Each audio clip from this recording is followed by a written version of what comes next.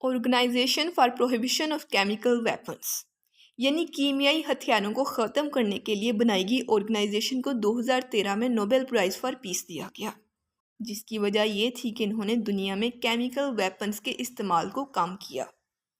دراصل پہلی جنگ عظیم میں ان کیمیائی ہتھیاروں کا استعمال شروع ہوا، جیسے جنگ کے دور میں کلورین گیس کا استعمال ہونے لگا۔ اس گیس کے استعمال سے سانس بند ہو جاتی ہے اور انسان کی آسانی سے موت واقع ہو جاتی ہے۔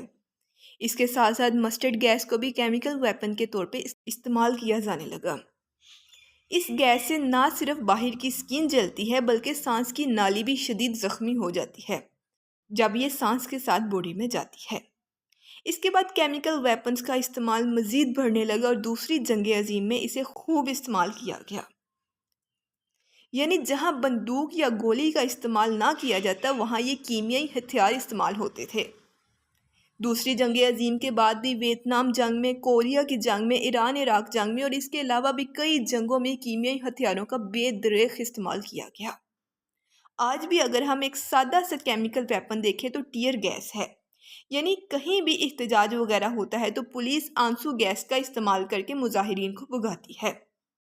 اس گیس کے سپرے کرنے کے بعد آنکھوں میں جلن ہوتی ہے اور آنسو نکلنا شروع ہو جاتے ہیں۔ یہ ٹیئر گیس تو کم نقصان دہ ہے، لیکن گیسز جیسے کلورین گیس، مسٹرڈ گیس وغیرہ اور بھی کئی کیمیائی ہتھیار جو جنگوں میں استعمال ہوتے ہیں وہ بے حد نقصان دہ ہیں۔ ان کی روک تھام کے لیے OPCW انٹرنیشنلی کام کرتی ہے۔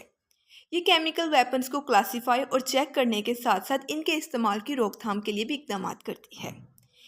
اس آرگنائزیشن سے پہلے 1925 میں جنیوا پروٹوکول میں بھی کیمیکل ہتھیاروں کے یوز کو کم کرنے کا سوچا گیا تھا، مگر اس پہ عمل نہیں ہوا۔ لیکن OPCW نے پریکٹیکلی کئی ویپنز کا یوز ختم کیا ہے۔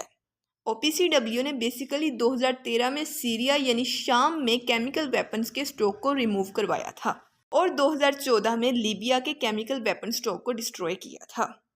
لیکن OPCW کو بیسیکلی جن وجوہات کی بنیاد پر 2013 میں نوبل پرائز فار پیس ملا وہ یہ تھی، ایک تو کیمیکل ویپنز کنونشن میں طے پانے والے قوانین کو مرتب کرنا تھا اور کیمیکل ویپنز کو مانیٹر اور ڈسٹروائے کرنا تھا۔ یعنی ان وجوہات کی بنیاد پر OPCW کو نوبل پرائز فار پیس دیا گیا۔ مزید نوبل انعام یافتہ لوگوں کے بارے میں جاننے کے لیے پلے لسٹ کو فالو کریں اور چینل کو سبسکرائب کرنا نہ بھولیں۔ Thank you very much.